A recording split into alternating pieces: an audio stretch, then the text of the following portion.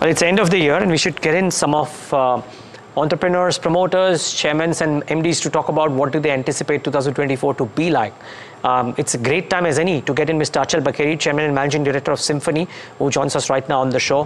Mr. Bakeri, good having you. Thanks so much for taking the time out. Hope all is well. And reflecting back upon 2023, how do you feel the year went by? What's the sense about FY24 or 2024?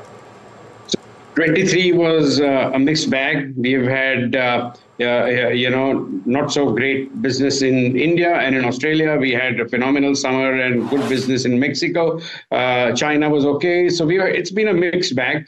But 24, at least the financial year 24-25 promises to be a lot better. And we are very positive, very, very upbeat about the prospects. And, we've got with our plans sort of in place for a bumper summer and growth in all the other markets that we operate in. Announcements about you putting in some money, additional money, if I'm not wrong, into the Australia business as well. Now, give us a sense of the consolidated Symphony and stripping out of India business. We'll come to India in a bit, about the non-India businesses. Right. So about the non-India businesses, like I said, yes, Australia has been a bit of a dark spot, in our business in the last couple of years. But the worst is now sort of behind us. And, from 2024-25, all our plans that we had put in place would begin to bear fruit. The entire transformation of the business that we had initiated would be sort of, executed by the end of the current year, and it will begin to bear fruit from 24-25. So the extra money that we have infused, equity that we have infused, is more to retire some debt. And net, I mean, it is not really, additional sort of capital that is being infused into the business. It's just the nature of the money that's going in. Mr. Bakeri, a lot of businesses which go through cycles and cooling solutions because of the weather vagaries at times go through cycles as well. But the great time to look at businesses afresh, both from a promoter's perspective and an investor's perspective, is at the lower end of the cycle. Now, I'm trying to understand if you think of these businesses as one such, because now there's a global piece attached to it. And therefore, just looking at the past 3 years, wherein revenues have largely been stable, but not shown a bump up, would you believe that you've kind of you've seen a bit of a bottoming out of the cycle, and could there be upsides? And if so, what could the reasons be?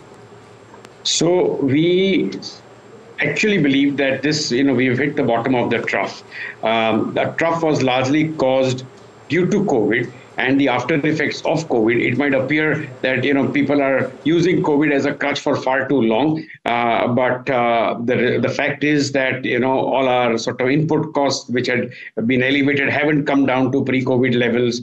Economies have been impacted, whether in Australia or in China. So it certainly has had its impact, and all the transformation projects that we had set into motion before COVID, especially in Australia, were impacted because of COVID, and they are now beginning to sort of, like I said before, now beginning to fall in place.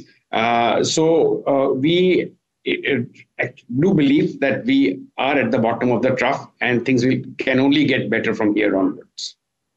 Okay, so the things will get better simply because of the fact that you sense, in your understanding, demand at the global level to be peaking up in the countries that you are present in, because you are largely, arguably, amongst the largest air cooler players worldwide and not just in India.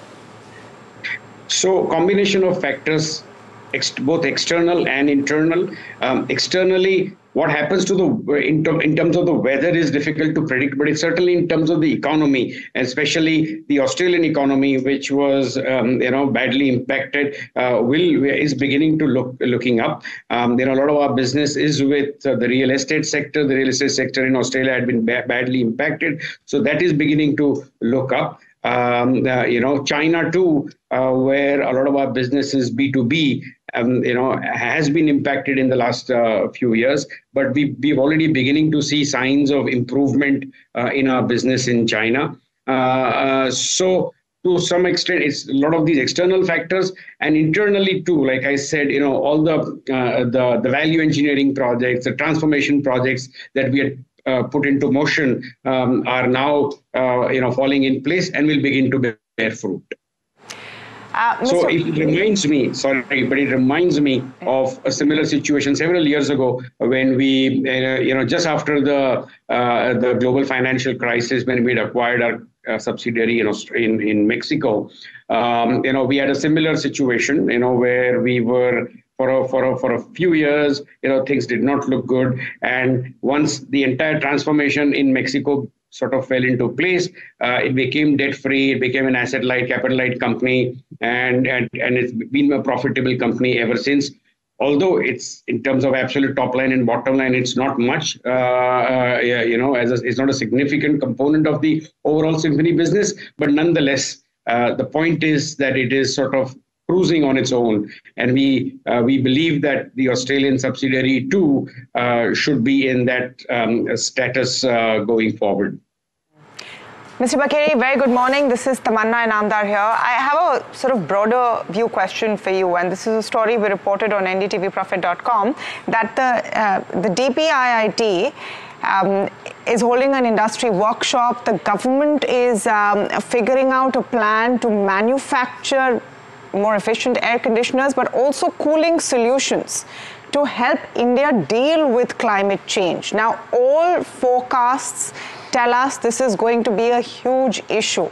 Right now, cooling solutions and air conditioners specifically are restricted in usage to a small proportion of the population. As we move ahead, more and more people are going to need this to survive, not just as a luxury. I just want to get your idea on this and how Symphony is thinking in this direction, where cooling solutions is going to become a mass survival product.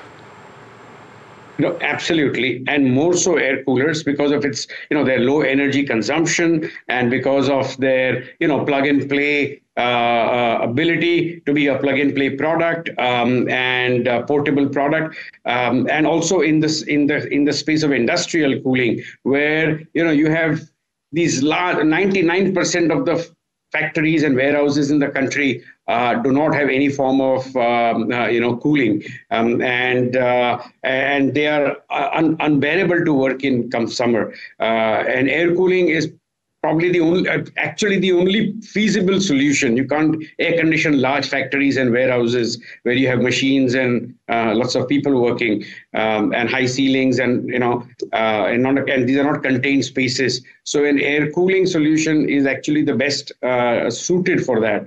And we believe, and we've been working on industrial air cooling for the last several years, and spreading the mantra, the concept of industrial air cooling. And we believe that too, as a concept, will take root and will proliferate as it has in many parts of the world, including in China, where especially in southern China, where it's hot, every factory is air cooled. So we believe that that is a sort of a situation which should also happen in India. And as far as homes go too, the people's threshold of comfort is fairly low now, in terms of temperature. So we have to provide, or rather, the expectations of of a good night's sleep exists across all sections of society. So an air cooler is something which helps in democratizing comfort, and we believe that going forward, along with air conditioners and fans and all cooling devices, the future is huge. And the penetration levels in our country are so low for every product category that, you can only go up from here. That's true, absolutely in a broader term. But I was trying to understand, Mr. Bakeri, in terms of strategy and goals. Where are you at in devising such devices or more market penetration, where the efficiency of these systems are better, so that people don't have to all go in for air conditioners, or where there can be more market penetration? So there are two parts to your question. One is about the product and what are we doing to proliferate the concept. So in terms of the product per se is inherently quite efficient, but nonetheless, at the technological level, we keep on working on making the product more and more efficient year in, year out. Secondly, we have been expanding our distribution reach all these years, and that is something which we can keep on doing in a country as vast as India. We can keep on doing forever. So that is also something which we are working on, to bring the product to people across the country. So I think we are working on these two things, making the product better and more efficient, and making it accessible across the country. Mr. Bakeri, some numbers, March 2020, and you've told this to me in the past, that the last 2-3 years, due to various reasons, growth hasn't been greatest. I'm just putting numbers out here. March 2020 sales were about 1103 crores, if I'm not wrong. They've come in at 1188 or 1190 crores as of March 2023. TTM sales around that level. So no growth, but no downticks either. In terms of numbers, if you expect, because of internal and external reasons, that business will look up, are there some targets that you're setting for yourself internally about where do you want to see Symphony's size to be like, say 3-4 years, 5 years out? Certainly, Neeraj. So we surely have a roadmap going forward. We have internal targets, and we expect to be a much larger company than we are today. Like I said, we've plateaued for a while, but this is the bottom of the trough, and we do expect, significant growth going forward, and to be a much bigger company than we are today. Now, I wouldn't give exact numbers or what our internal plans are, but I can safely say that our plans are certainly, and they are not pies in the sky. They are sort of, what we believe are quite achievable numbers, and so the team is sort of working towards that.